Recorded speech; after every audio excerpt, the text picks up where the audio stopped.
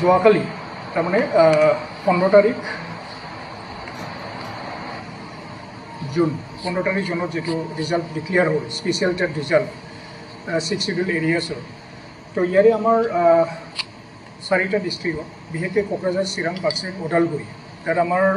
LPSত লোৱাৰ primary ছেকশ্যনত 17,429 appear হৈছিলে আৰু ইয়াৰে পাছ হৈছিলে যে 7,335 যদি আমি সেইটো BTC হিচাপত যদি আমি পাৰ্চেণ্টেজ লওঁ তেনেহ'লে 42.08% পাছ হ'বলৈ সক্ষম হৈছে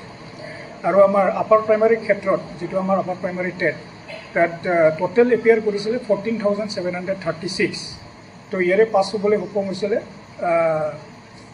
5,555 তাৰমানে 37.69%। এতিয়া কথাটো হ'ল যে যিহেতুকে আমাৰ আমি টেট নাপাতাৰ কাৰণে আমি এডভাৰটাইজমেণ্ট আমি দিব পৰা নাছিলোঁ আৰু আমাৰ বহুত যিহেতুকে আমাৰ ভেকেঞ্চি আছে গতিকে আমাৰ এলিমেণ্টাৰী ক্ষেত্ৰত 1216 আমাৰ ভেকেঞ্চি আছে গতিকে ইমিডিয়েটলি যদি আমাৰ SIO এইবোৰ যদি ইমিডিয়েটলি হৈ আহে অলৰেডি ফাইনেন্সত আছে গতিকে সেইটো অহাৰ লগে লগে আমি TCC গভৰ্ণমেণ্টৰ লগত আলোচনা কৰি ইয়াৰ ৰিক্ৰুটমেণ্ট প্ৰচেছটো আমি ইমিডিয়েটলি আৰম্ভ কৰি তেতিয়া আমি ফিল আপ কৰিবলৈ সক্ষম হ'ম আৰু নিশ্চয়কৈ এইটো যদি আমি ফিল আপ কৰিব পাৰোঁ তো ডেফিনেটলি আমাৰ কোৱালিটি এডুকেশ্যন ভাল হ'ব প্ৰত্যেক মানে যিটো স্কুল সেই স্কুলবিলাকত একেটাই প্ৰব্লেম সদায় আমাক কৈ থাকে যে মানে আমাৰ মানে বিদ্যালয়ৰ টিচাৰ নাই ছায়েন্স টিচাৰ নাই গতিকে আমি মানে অতি সোনকালে SIO এপ্ৰুভ হোৱাৰ লগে লগে আমি এইটো গভৰ্ণমেণ্টৰ লগত আলোচনা কৰি BTC গভৰ্ণমেণ্টৰ লগত আলোচনা কৰি আমি ৰিক্ৰুটমেণ্ট প্ৰচেছটো আৰম্ভ কৰিম। একচুৱেলি আমাকতো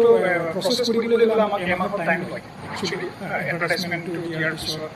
তাৰপিছত আকৌ ছিলেকশ্যন প্ৰচেছ থাকে চ' এমাহ 1.5 মাহৰ ভিতৰত কিন্তু তথাপি আমি চাব লাগিব যে SIO এপ্ৰুভ আমি কেতিয়া পাম গতিকে সেইটো এতিয়া ফাইনেন্সত আছে গতিকে সেইটো অহাৰ লগে লগে বিভিন্ন কুৱেৰি আমাক মানে দিছিলে এটা তো সেইটো ইমিডিয়েটলি আমি ছাবমিট কৰিছোঁ গতিকে মই ভাবোঁ যে সেইটো ইমিডিয়েটলি হ'ব আৰু সেইটো SIO হোৱাৰ লগে লগে আমি প্ৰচেছটো আমি আৰম্ভ কৰিম পাৰ্টিচিপেট কৰিব পাৰিম কাৰণ সেইটো আমি এডভাৰটাইজমেণ্ট দিছিলোঁ কিন্তু যিহেতুকে আমাৰ টেট কেণ্ডিডেটসকলে কেছ ফাইল কৰিছিলে সেইটো কাৰণে সেইটো আমি কেঞ্চেল কৰিবলগীয়া হ'ল তো এতিয়া যিহেতুকে আমি আকৌ টেট কণ্ডাক্ট কৰিলোঁ গতিকে আগৰ যিকেইজন অলৰেডি পাছ হৈ আছে আৰু এতিয়া যিকেইজন পাছ হৈছে তেওঁলোকে পাৰ্টিচিপেট কৰিব পাৰিব নাই ৰিক্ৰুটমেণ্ট এক্সাম সেইটো একচুৱেলি ৰিক্ৰুটমেণ্ট এক্সাম সেইটো ছিলেকশ্যন প্ৰচেছ আমি এডভাৰটাইজমেণ্ট দিয়াৰ পিছত ছিলেকশ্যন প্ৰচেছটো মেৰিট বেচিছত হ'ব ডেফিনেটলি